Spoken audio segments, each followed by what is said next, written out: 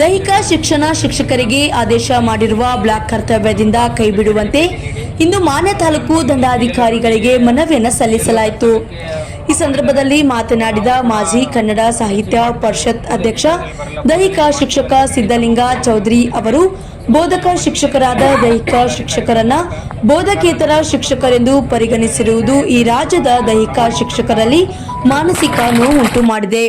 ದೈಹಿಕ ಚಟುವಟಿಕೆಗಳಲ್ಲಿ ತೊಡಗಿಸಿಕೊಂಡು ಉತ್ತಮವಾದ ದೈಹಿಕ ಮತ್ತು ಮಾನಸಿಕ ಆರೋಗ್ಯವನ್ನ ವೃದ್ಧಿಸಿಕೊಂಡು ಸದೃಢವಾಗಿರಿಸಲು ಹಾಗೂ ಮಕ್ಕಳಲ್ಲಿ ದೇಶಭಕ್ತಿ, ರಾಷ್ಟ್ರ ಪ್ರೇಮ, ಶಿಸ್ತು, ಸಮಯ ಪಾಲನೆ, ನೈತಿಕ ಮೌಲ್ಯಗಳನ್ನು ರೂಢಿಸಿಕೊಳ್ಳಲು ದೈಹಿಕ ಶಿಕ್ಷಣ ಬೋಧನೆ ಅತಿ ಅವಶ್ಯಕವಾಗಿದೆ. ಆದ್ದರಿಂದ ತಕ್ಷಣದಲ್ಲಿ ಈ ಆದೇಶವನ್ನ ಹಿಂಪಡೆದು ಸಹ ಶಿಕ್ಷಕರಿಗೆ ಇರುವ ನ್ಯಾಯವನ್ನ ನಮಗೂ ನೀಡಬೇಕು ಎಂದು ವಿನಂತಿಸಿದರು.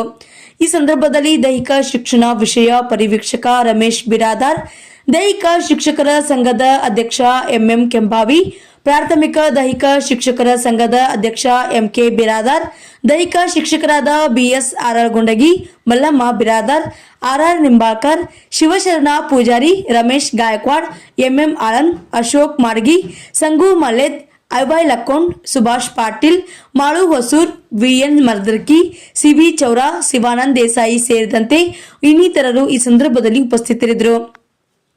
ಮನವಿಯನ್ನ ಪರಿಶೀಲಿಸಿ ಮಾನ್ಯ ದಂಡಾಧಿಕಾರಿಗಳು ಸಕಾರಾತ್ಮಕವಾಗಿ ಸ್ಪಂದಿಸಿದರು. ಅಷ್ಟೇ ಅಲ್ಲದೆ ದೈಹಿಕ ಶಿಕ್ಷಣ ಶಿಕ್ಷಕರ ಕಾರಭಾರದ ಕುರಿತು ಚರ್ಚೆಯನ್ನ ಮಾಡಿದರು. ವರದಿಗಾರರು Shankar Gowda Hachrad, Indian Public TV, Kannada, Vijayapura.